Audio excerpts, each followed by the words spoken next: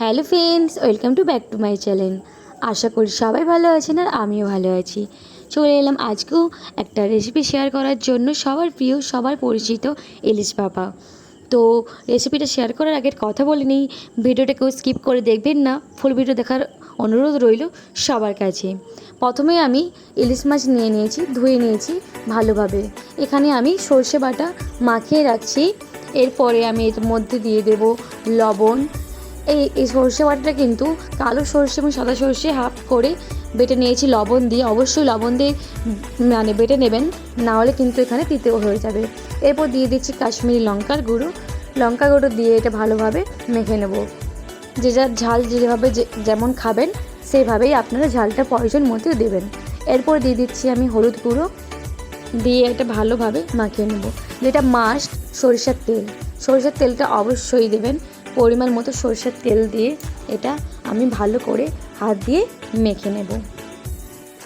সরষের তেল, লবণ, লঙ্কার গুঁড়ো, হলুদ গুঁড়ো দিয়ে ভালোভাবে মাছটা আমি মাখিয়ে নেব মশলাগুলো, যাতে মাছের গায়ে সব মশলাটাও ভালো করে মাখানো হয়।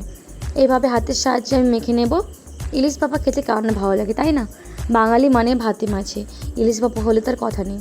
এইভাবে ম্যারিনেট করে আমি আধ ঘন্টার মতো রেস্টে রেখে নেব। এই দেখো, ওপর থেকে আরেকটু সরষের তেল আমি দিয়ে দিচ্ছি।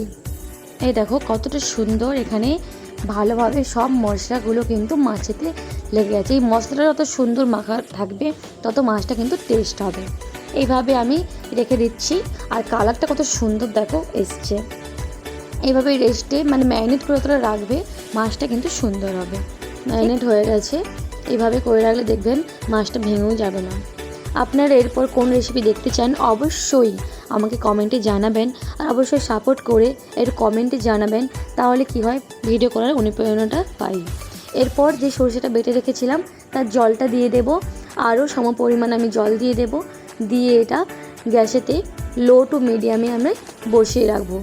আপনারা আপনার পরিমাণ মতো জল দিয়ে ভালোভাবে হাতেতে ভালোভাবে মিশিয়ে নেবেন।